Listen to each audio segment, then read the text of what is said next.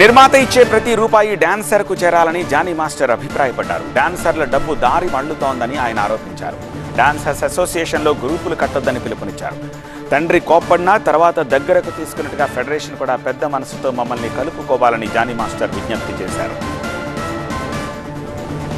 ప్రొడ్యూసర్లు డాన్సర్లకు ఇచ్చే డబ్బు ఏదైతే ఉందో ఆ డబ్బు డాన్సర్స్కి వెళ్ళకుండా మధ్యలోనే కొన్ని డబ్బులు ఎగిరిపోతున్నాయి.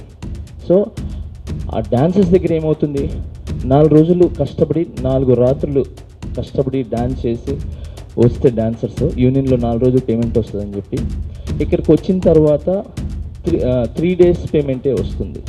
అంటే ఒక పేమెంట్ ఎగిరిపోయింది. అంటే ప్రొడ్యూసర్ మన డాన్సర్స్ అడుగుతున్నారు, ఏంటి 4 రోజులు కదా కష్టపడి మనం చేసింది 3 రోజులే పేమెంట్ వచ్చినాయి అని చెప్పి. లేదు ప్రొడ్యూసర్ వాళ్ళు ఇవ్వలేదు, 3 రోజులు ఇచ్చారు అని.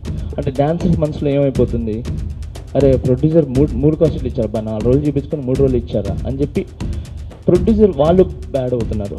సో వాళ్ళ కష్టపడి వాళ్ళు సంపాదించుకొని మన అందరినీ బాగుండాలని చెప్పి పెద్ద పెద్ద సినిమాలు తీసి వాళ్ళ డబ్బులు మన కష్టాన్ని గుర్తించి ఎంత చెప్తే యూనియన్ ఎంత పేమెంట్ ఉంటే అంత పేమెంట్ ఇస్తున్నప్పుడు ఆ పేమెంట్ ఇక్కడికి చేరాలి తప్ప మధ్యలో ఎగిరిపోయి వాళ్ళు ఇచ్చే డబ్బులు కూడా అంటే ఇచ్చేది ఇస్తున్నారు, మళ్ళీ బ్లేమ్ అవుతున్నారు.